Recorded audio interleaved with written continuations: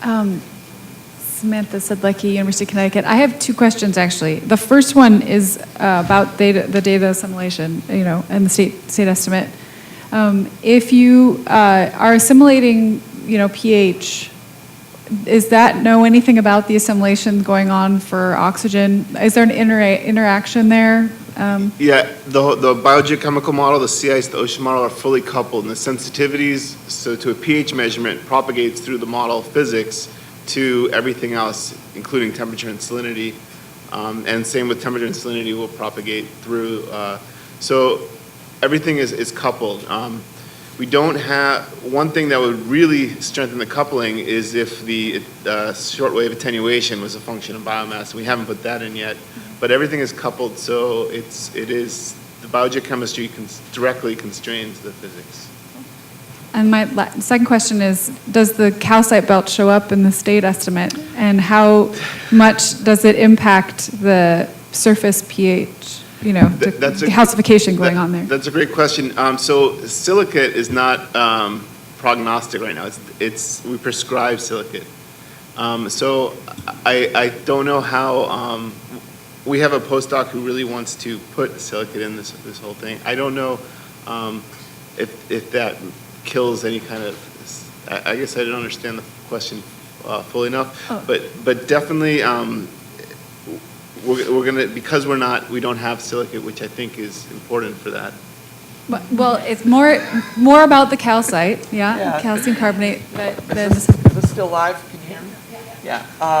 So the enhancement, and we're not the first to show this enhanced BCO2 in a coccolithophore bloom. The North Atlantic ones also, back 20 years ago, they observed it was an enhancement of about 50 microatmospheres. And what we saw there off of Crozet was about 45, something like that, in these features. They're producing CO2 as they calcify.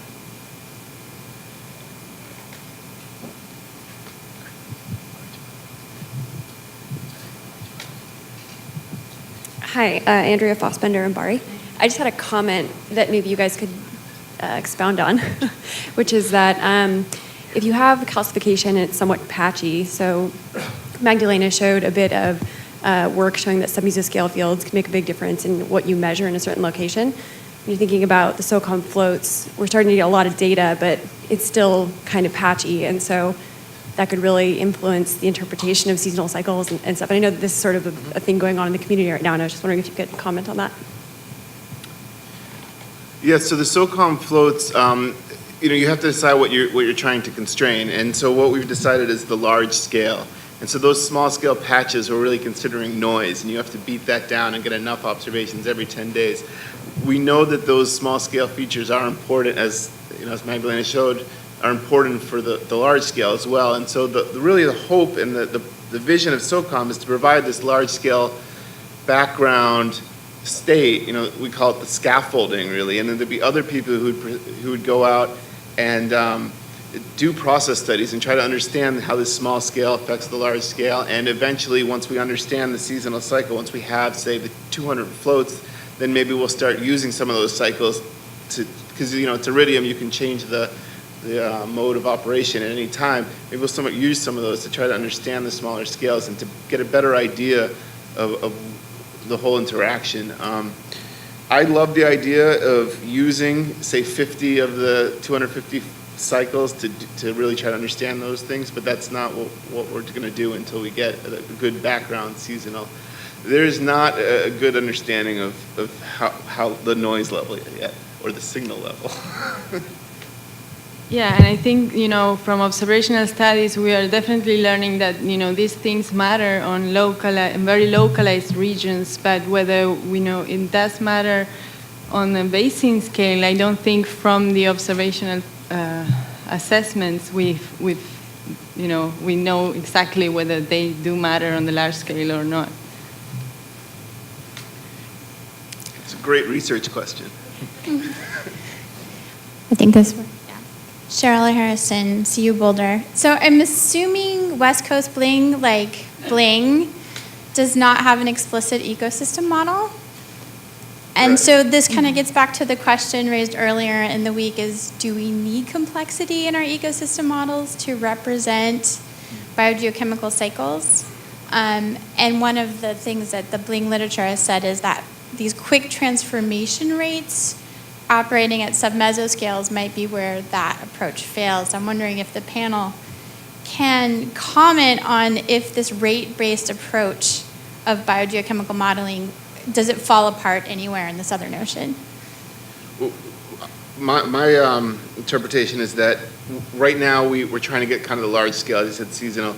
And for that, we can get away with biology being a bit of a black box. As we start doing better, as we want to refine it, it's clear from comparison to, say, the satellite data, that by changing things, some parameters in the model, like the grazing rate a little bit, or the just the mixing, when we change the mixing, the phase, when the blooms occur, it completely changes, and the structure of the blooms completely changes. So maybe the net drawdown isn't, we're just trying to get the net drawdown of nitrate and DIC right now. Maybe we can do all right, but obviously, hopefully 5 years from now, we're saying, oh, we can't do any better unless we get more ecosystem complexity.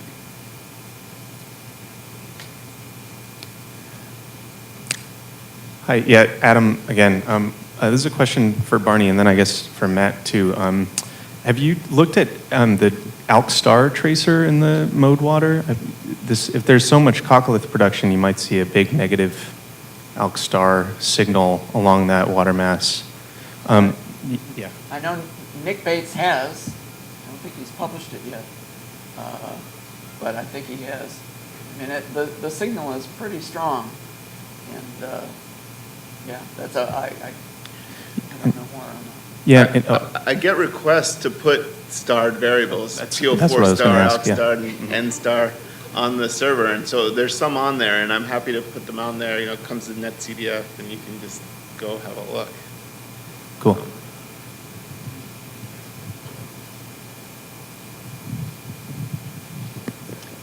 So I have a question for you, Matt. So the Argo array is constrained by both the ice edge and the start of the shelf. So how close to the coast can you get the state? Right. And what can we do to get that closer? So it's actually, these floats are going under ice. When they go under ice, they don't report their data till they come back out. So we have some uncertainty based on we don't know exactly where they are.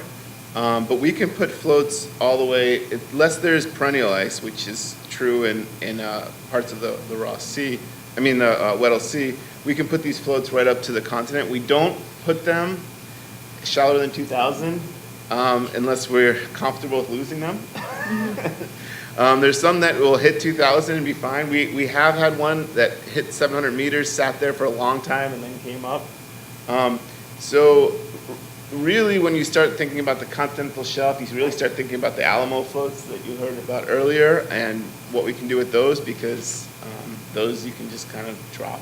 But as was stated, there's issues with the putting the sensors on them. The seals, I think, offer promise. But the continental shelf of Antarctica is going to be a real frontier for a while. Can shipboard observations help, or are they simply too sparse to? There's a lot of regions, like East Antarctica, where the ships just don't go.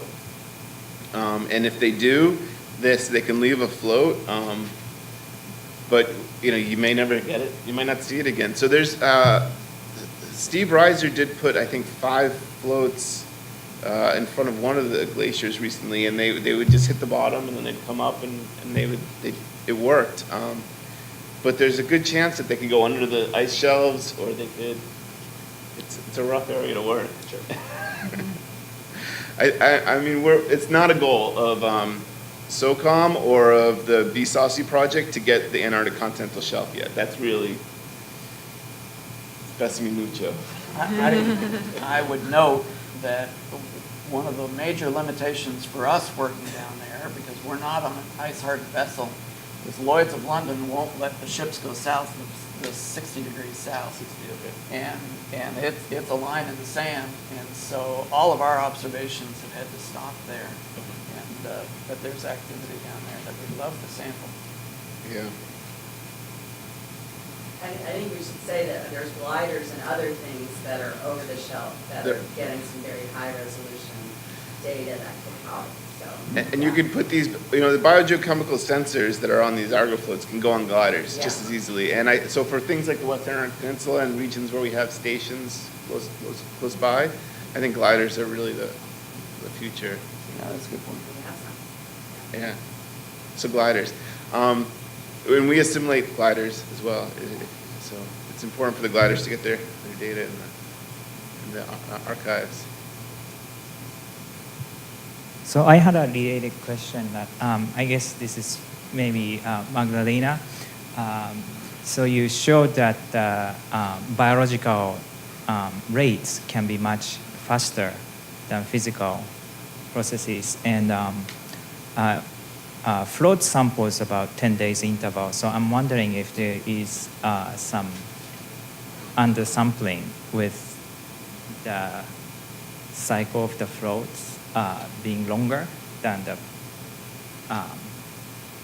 Yeah, well, actually, that study by Monteiro et al. That I showed, the aim of that work was really to show that at 10-day sampling, we might not be getting the full picture right, But I think what Matt's doing, he's combining the observations with the model and probably getting some of that variability. If we take the core Argo mentality, where their goal is temperature and salinity storage, which varies on longer time scale. They're not trying to get temperature flux, which varies, the storage is integrating the flux. But if you get the temperature storage over month scales, 3-month scales of storage, the change over those 3 months, you can infer the integrated flux. So we're not going to get the CO2 flux at short time scales. But if we start doing really well at constraining the carbon content, then over 3-month scales, large space scales, we can start to infer the CO2 flux.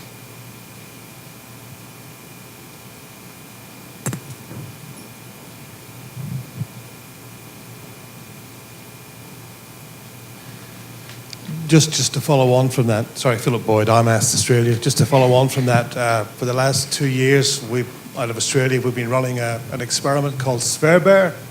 So Sphere stands for sphere drop, and Bear stands for Behrenfeld. So anyway, what we've been doing on that is that we've been running the floats on a standard 10-day profiling cycle. But then as we come out of, we're coming out of winter, we reprogram it on the fly, and so we go to 2-day intervals. So we have those records that might be worth viewing with respect to some of the things that Magdalena was talking about. So I'll talk with you later on about that. Yeah, and also the elephant seal data that I showed, those profiles we have profiles every four profiles a day. So they sample much more rapidly than the floats. And I've looked at the correlation scales for temperature and, fluorescence, which is the only parameter that we have from elephant seals. But it does look like the fluorescence decorrelate much faster than temperature, salinity, and density. So.